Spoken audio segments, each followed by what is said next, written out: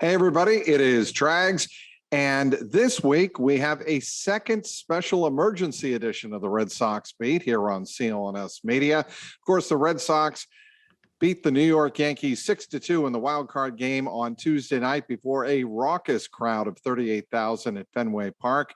To discuss it all and, yes, look ahead to the American League Divisional Series with the Tampa Bay Rays, I welcome back old friend Alex Barth of 98.5, the Sports Hub. Follow him on Twitter at @RealAlexBarth, all one word.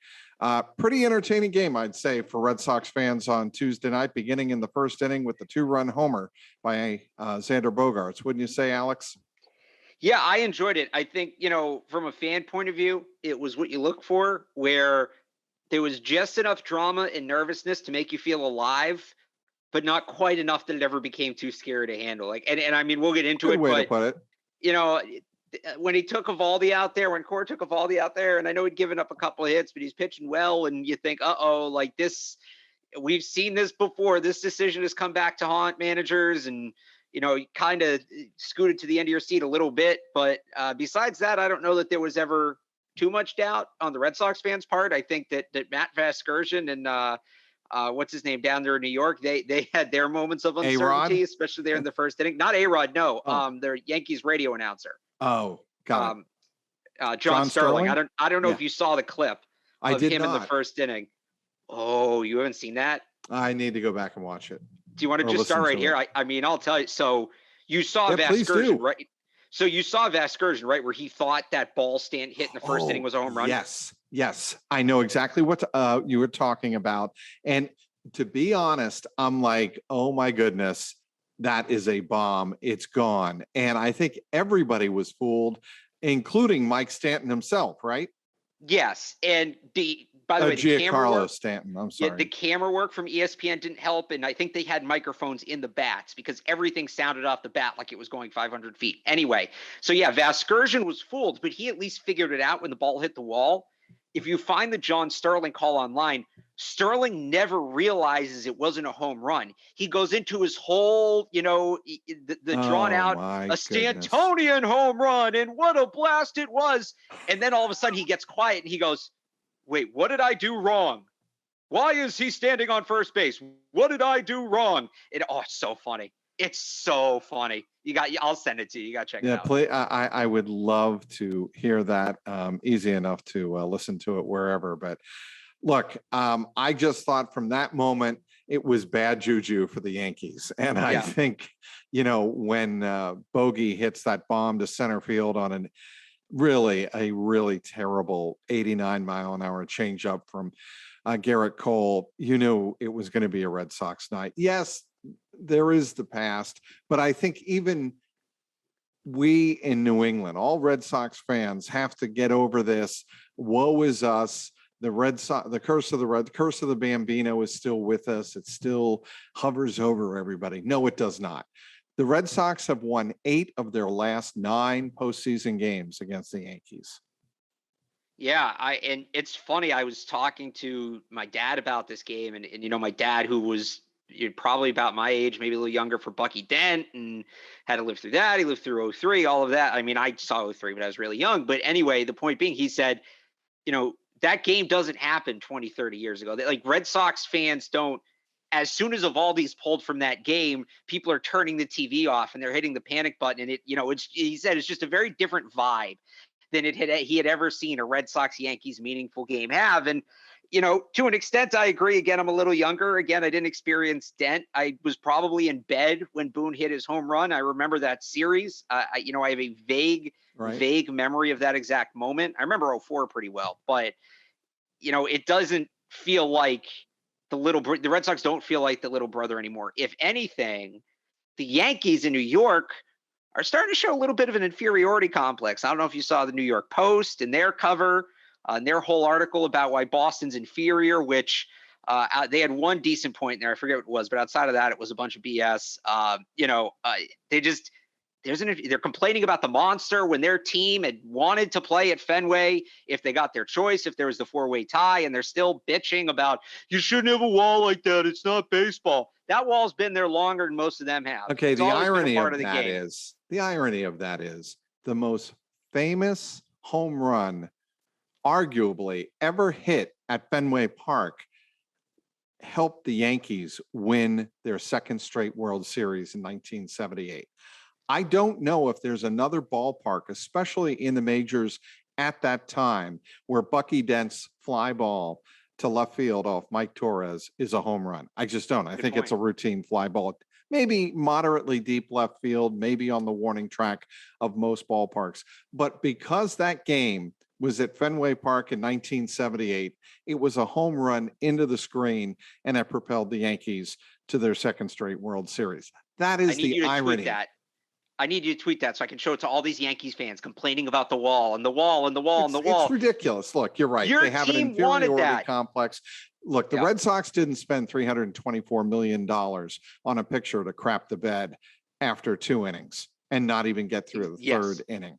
Yes.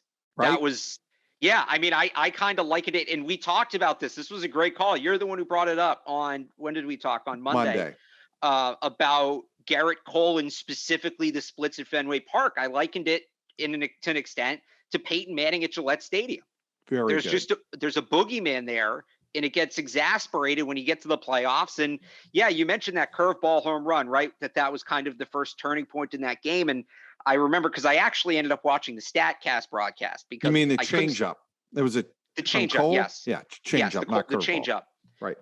And I was watching the StatCast broadcast because as much as I hate math, I'd had enough of A-Rod. And they actually brought up, and I thought this was telling, that was the first changeup that Cole had thrown that went for a home run against a right-handed batter this season. So that was, talk about getting in his head. This has been his go-to pitch against righties all year. Nobody's hit it out all year, at least no righties. And Xander just is all over it. I think in that moment changed something for him mentally because he wasn't the same. Not that he was great, but he wasn't the same after he allowed that home run. No, if I were Garrett Cole, I would have started throwing all fastballs.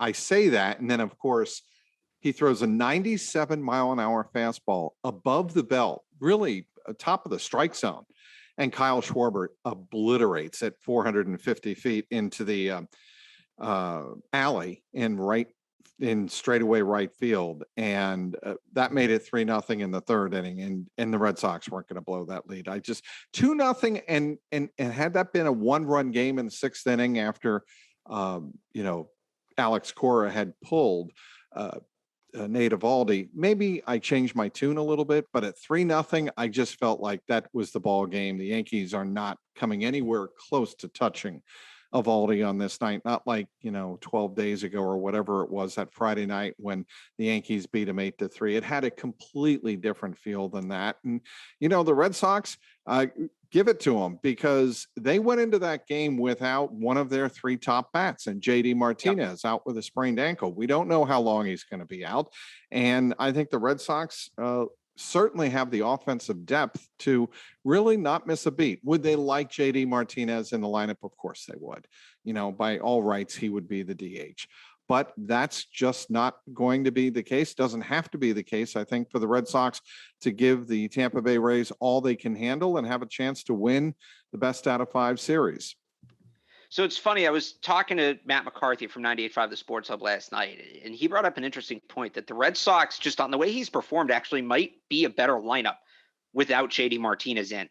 And obviously, that discounts a few things there because, it's not he's a valuable part of the team. You want him around. But given kind of what they did at the deadline and the way their roster looks, it allows you to DH Schwarber, which helps you defensively in the outfield. It gets Kike Hernandez in the outfield. And we saw last night how important having Kike Hernandez out there is.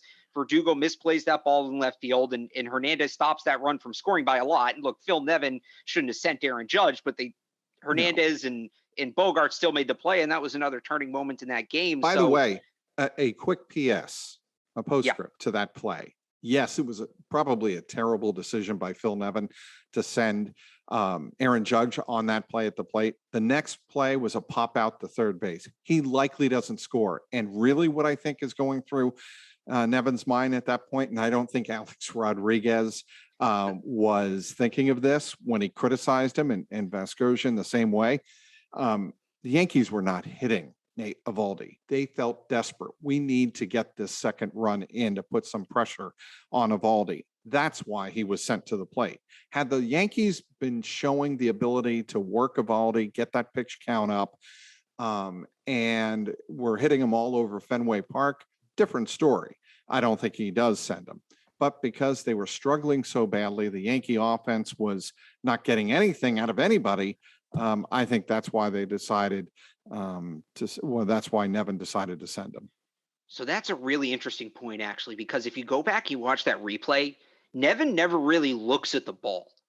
He's kind of just watching Judge the whole time. Right. And I wondered why he did that. It's his job to kind of see where the play is at because the runner's not looking and let the runner know whether or not to go. And Nevin's not looking at the play. And I was like, am I looking at this wrong? Is he out of it? Did I miss something? But what you're saying now actually makes sense because he in his head knew he had to send him regardless of where the ball was. So that would actually explain where he was looking. So that's a very interesting point. But yeah, I thought that how did we get into this again? I thought that was a turning point in the game. So right. We're talking about that was JD Martinez. Play in the game. So I think that there is inherent value when he comes back. And by the way, we still don't know. The latest report was that they're going to test him out tomorrow, Martinez, before they have to set the official roster. And, his splits against righties and lefties this year, he's hitting 11 points better against righties. He's slugging significantly better against righties.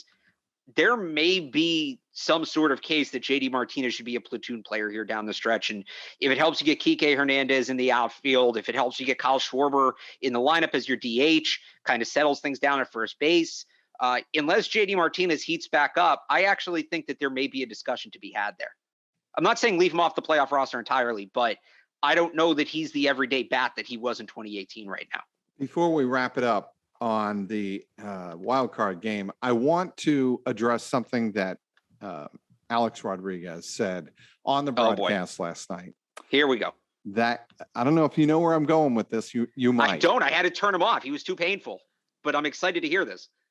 You can mark it down. I'm paraphrasing a little bit here. You can mark it down. Garrett Cole will be the 2022 American League Cy Young Award winner because of what happened in the wild card game. I'm not going that far. I mean, you are what you are. And if you can't, he was good this year. He was very good. He was 15-8 with a 3.21 ERA, a 1.08, 1.09 whip. He was very solid.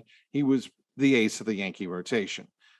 But to make that jump just because of one bad performance, I understand where A-Rod is going with the argument from a Yankee fan perspective, and that's what A-Rod was sounding like when he made that statement.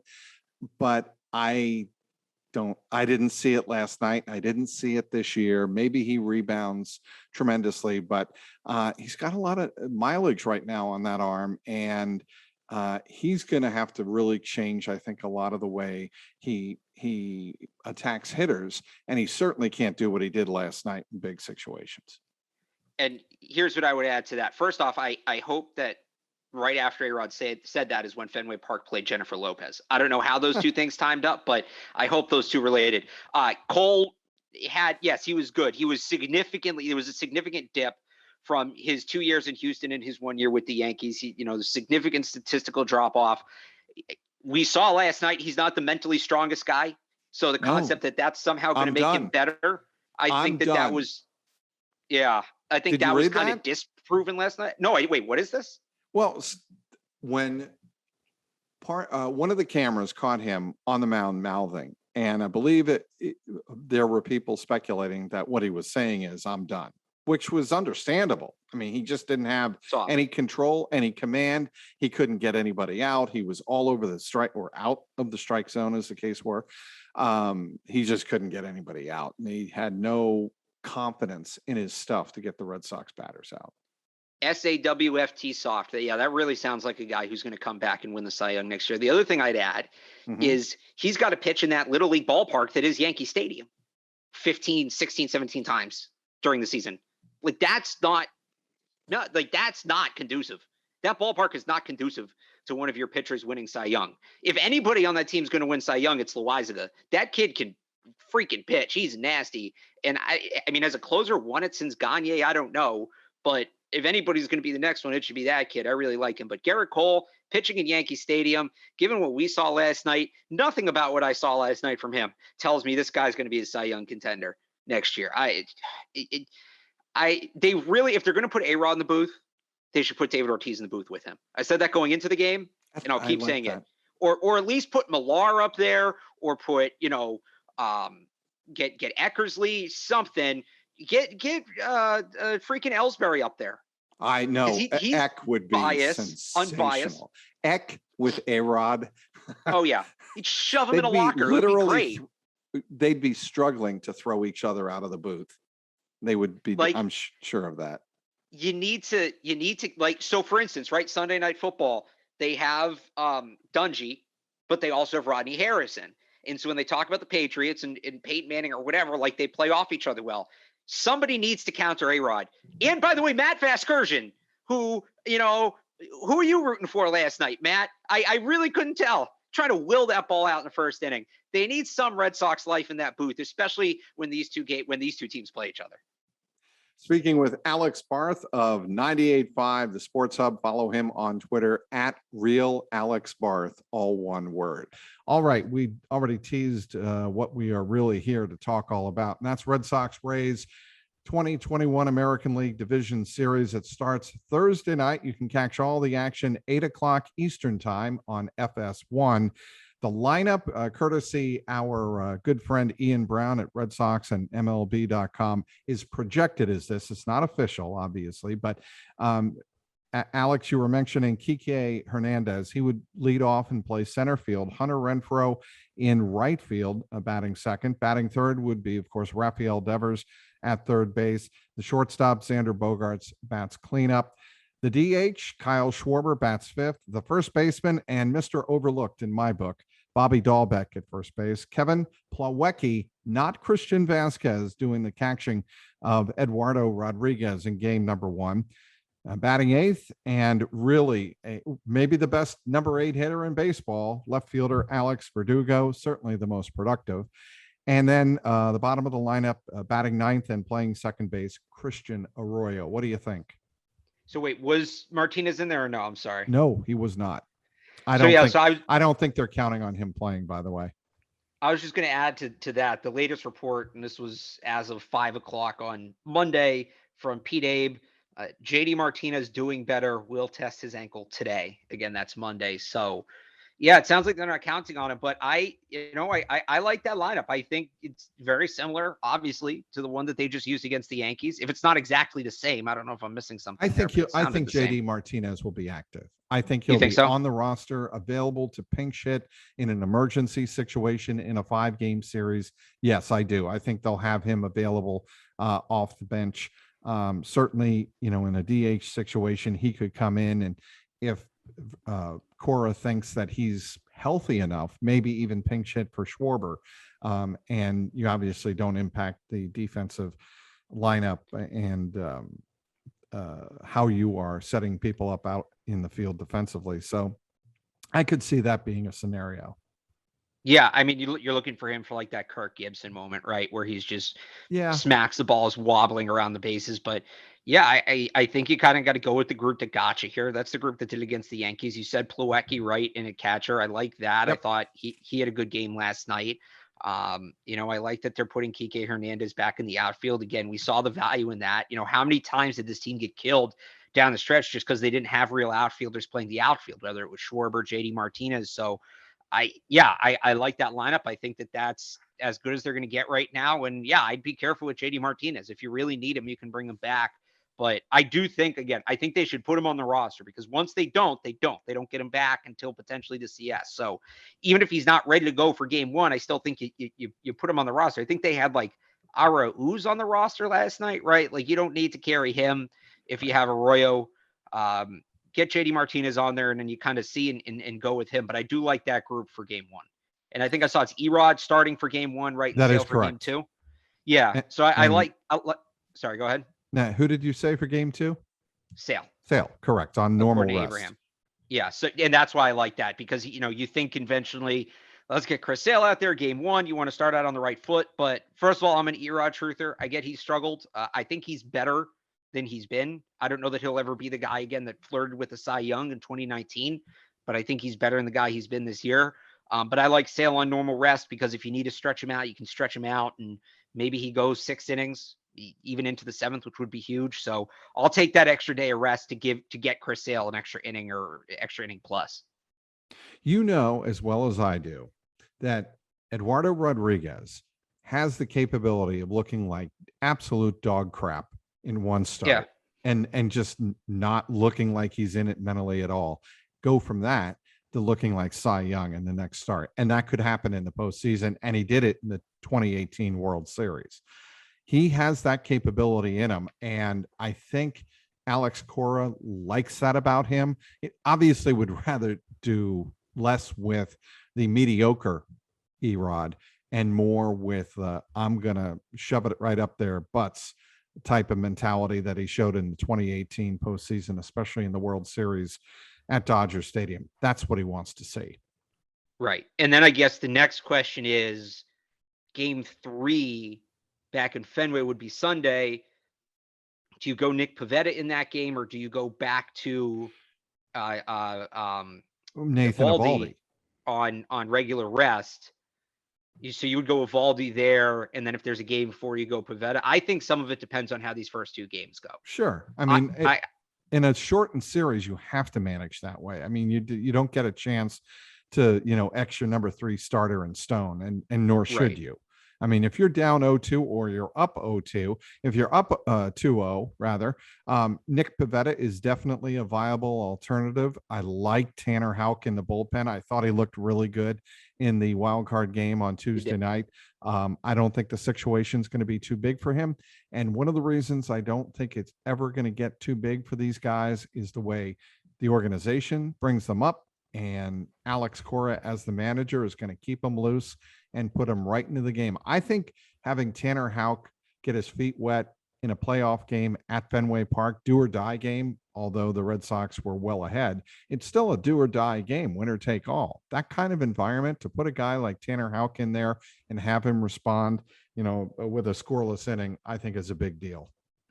Yeah, I liked how he used the bullpen last night. I was a little nervous about Robles. I thought Whitlock or Houck would throw 2 innings, because again, I've talked about it. Like, Robles has been great. I'm not saying he hasn't, but to me, he's a guy that's due. Like, this isn't who he is, right? He's been too good for too long, and it's coming.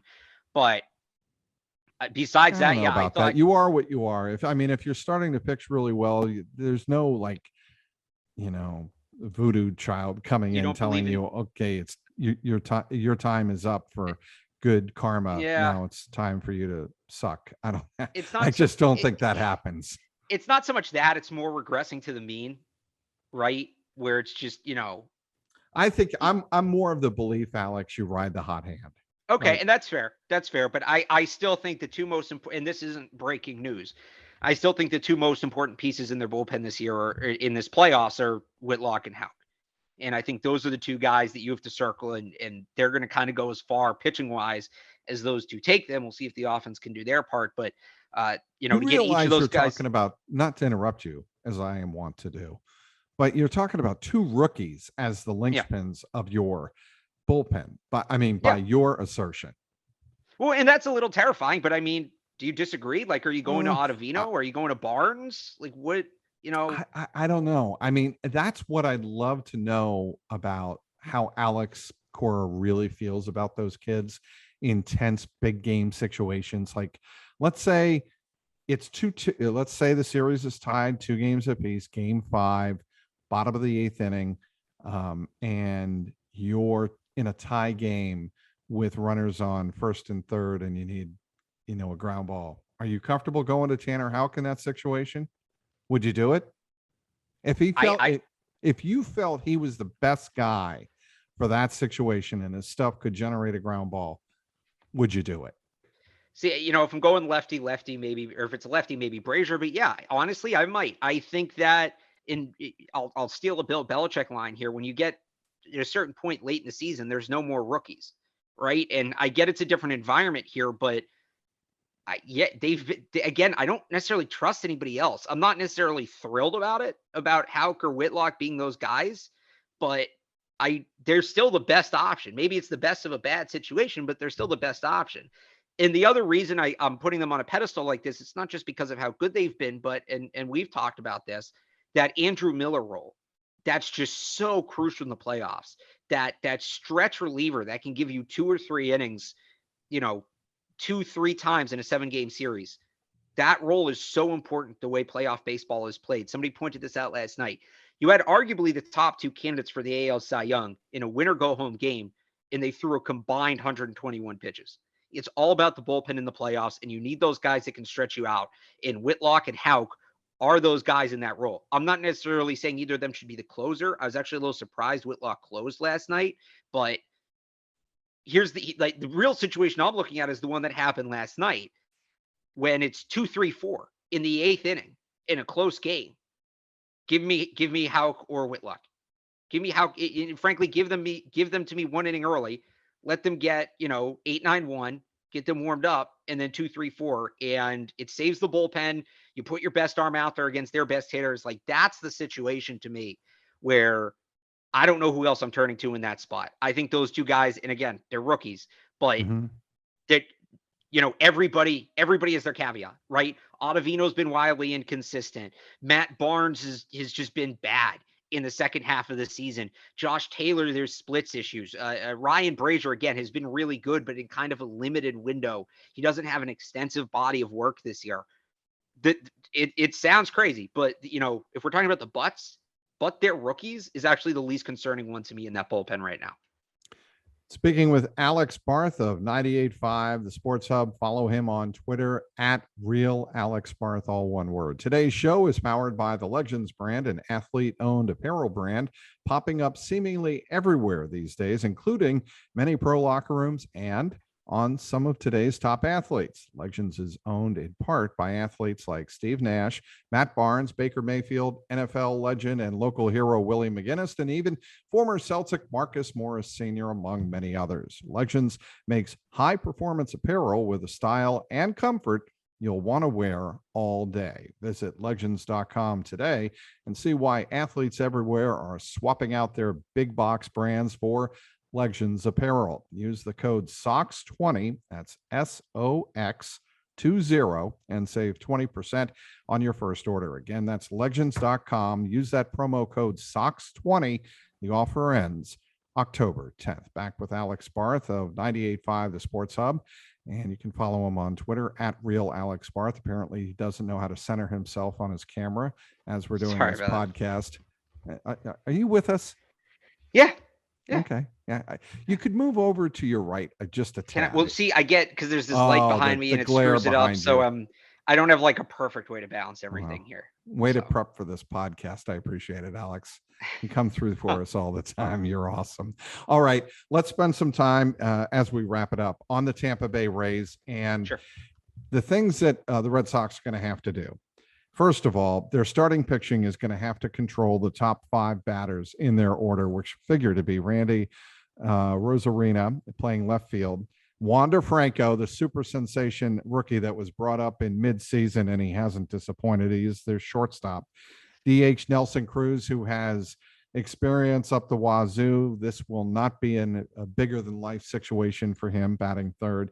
Batting fourth, cleanup, is third baseman Yandy Diaz, and batting fifth, second baseman likely to be batting fifth, Brandon Lau, with a lot of pop. He had 3 homers in a game, I believe recently against the New York Yankees, a blowout win as the Tampa Bay Rays clinched a 100-win season and the best record in the American League. That's one thing. And the other thing is their rotation. The Red Sox are going to face Shane McClanahan in game number 1. And it seems like we say this every year, Alex Barth, about Tampa Bay pitchers. He had a breakout year as a young pitcher in the Rays rotation. He's a left-hander. He had a 10-6 record this past year, 3.43 ERA. He starts game 1 a little more than a year after he became the first pitcher in MLB history to make his debut in the postseason. He posted a 3.01 ERA with 99 strikeouts over the last 3 months of the season. And, he is a guy that is really, I think, going to try and give Tampa Bay a boost right out of the gate. Yeah, I mean, I think they've got to bank on him because without Glass now, Right. And we talked about this a while ago. Like, I thought Tampa was out of it without Glass now because I wasn't a huge fan of their pitching rotation. Now, McClanahan's come on, and sometimes it's hard to project with rookies, right? And he's obviously been that guy, so he checks a box. But Ryan Yarbrough struggled, Michael Wacha struggled. So if you're the Red Sox, and this is obviously easier said than done, if you can take a game started by McClanahan, you really put the Rays in a corner. It's not impossible for the Red Sox to win it if they lose game one, but it kind of becomes tough for the Rays to win it, right? If they lose it, because then their pitching potentially gets totally blown up. So McClanahan is a pivotal player in this series. I don't have his splits in front of the Red Sox. I'm going to pull those up right now because I'm actually curious, but I think this first game is going to tell us a lot, again, because of the difference between what he's been able to do and what the rest of their starters have been able to do this year without Michael Wacha. Without Tyler Glass now. Right. And I've got the splits up or I don't have the splits up in front of me, but when you take a look at Tampa Bay, Alex, you talk about their bullpen. Their bullpen is their pitching strength, right? Yeah. Yeah. I mean, I don't think there's any question about that. I'd agree with that. They have relied on their arms out of the bullpen game after game after game this year. And I think, what you're trying to do, if you're the Red Sox, is get to their starting pitching so their bullpen gets worn down, if that's possible, in a 5-game series. Yeah. I think if you got to take it to their starters. You've got to take it to their starters. You've got to get McClanahan. You got to get through McClanahan, and then the other guys you should beat up on. If you don't beat up on them, you're missing opportunities, right? In Wacha and in Yarbrough, right? I think. Yes. All these long names: McClanahan, Yarbrough, Scar.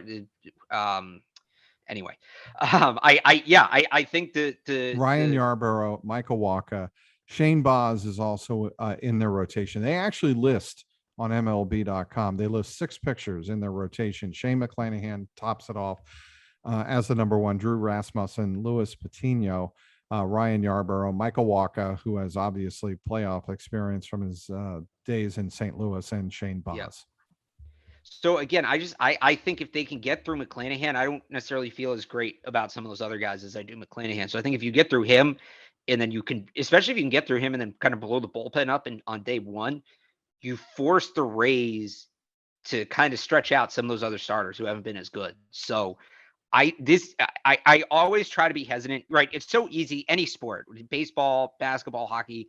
It's so easy in any sport to look at game one and say, this is the pivotal game of the series. This game is going to decide blah, blah, blah, right, whatever.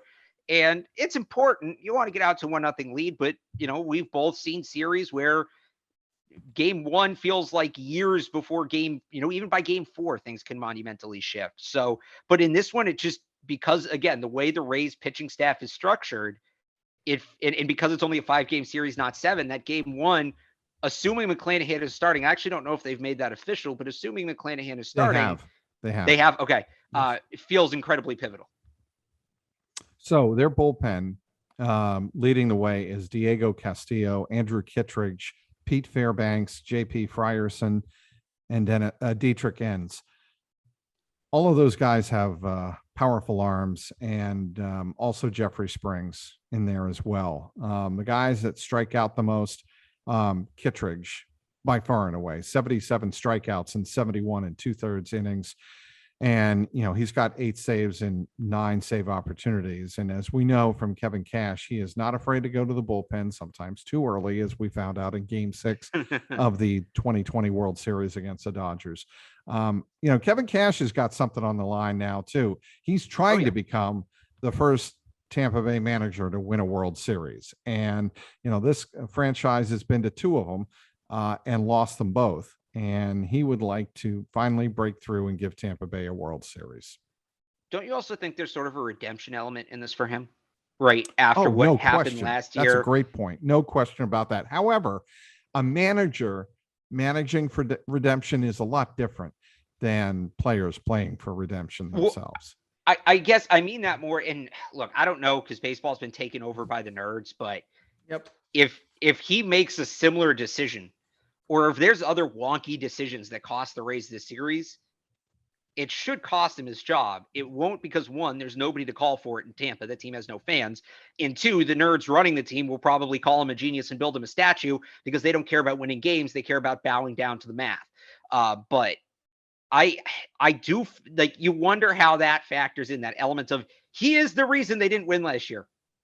Cash is in the math is the reason. Cash's math is the reason they didn't win last year. And you wonder how that factors in. But I always forget. I go on the math tangents and then forget where I started. It was just so frustrating. But yeah, Cash. That's so Alex. It's so, I'm sorry. We all saw it. It was so stupid. And I hope the Rays lose because of the math again. And again, nothing will happen, because the nerds love it and they don't care about winning. They care about doing their little calculations and trying to prove how smart they are. And the outcomes don't matter, right? And actual baseball knowledge doesn't matter, because in my notebook, it all worked and whatever. But please let the math cost the Rays. Okay, we got to get some predictions. I got to get, I got to cut you off. Got to get to predictions. I have the Tampa Bay Rays winning this series in a taut 5 games, tension filled pretty much every single game. But I just think the Rays, this is their year. This is the season where I think they finally cap it off with a World Series crown and give Tampa Bay one more title to raise up and have a victory procession down the canal there, where the Vince Lombardi Trophy went swimming. Didn't go swimming. Did not go swimming. Brady's not missing that pass. Come on, let's be honest. I actually have the Red Sox in 4. I do. I think they lose one of the 2 in Tampa, and then they take care of business at home. Like we talked about on the last show, to me, this is a snowball team. I think this is a team that heavily steers into momentum, whether it's good or bad. And they win the game on Sunday to avoid the play-in and host the wild card. They win the wild card game. I think this is a team that feels really good about themselves right now. And when they feel good about themselves, they're as good as any team in baseball. We kind of saw last night how that momentum picked up, and they just, they fed off it and they kept going. And I think that continues. I really think it does. And I don't think the Rays are special. I think the Rays are good. I'm not saying they're necessarily overrated, but especially without Glasnow, I think they're just another team. I think the whole field in the AL East, from the Rays to the Yankees, and including Chicago and Houston and Tampa, I think it's all relatively even. All the teams have their strengths. All the teams have their weaknesses. And I don't, it's not like the NL, where there's the Giants and the Dodgers just looming as these 2 giant figures. I think the Brewers are going to come out of the National League. Everybody keeps saying that. People I was with last night said that too. But I think the AL's wide open. I think the Red Sox have the mojo right now. I'm going Red Sox in 4. I think they win it on Marathon Monday. And please, Major League Baseball, please play that game at 11 in the morning. It would just be perfect. It would be so cool. I don't think that's going to happen. But they want it. There's a report out now. They want it. The Red Sox want it. Yeah, but I can't, for TV purposes, I can't see them doing it. But who knows? You never know at this point. Well, according to John Tomasi, they do have to fit 4 games in that day into the broadcast schedule. So an early game's not out of the question. All right. Maybe I'll buy it after all. Maybe I'll buy that after all. All right. Well, I want to thank everybody for downloading this special emergency Red Sox Beat podcast to discuss the victory over the New York Yankees in the American League wildcard showdown and preview the American League Divisional Series coming up. Best of 5 series. You can watch the game number 1 Thursday night at 8 p.m. on FS1, the Red Sox and the Rays from Tropicana Field. I want to thank our terrific guests, as always, Alex Barth from 98.5 The Sports Hub. Follow him on Twitter at @RealAlexBarth, all one word. Also want to thank our terrific sponsors, as always, Legends Brand. For Alex Barth, I'm Mike Petraglia, and this has been the Red Sox Beat podcast, powered by CLNS Media.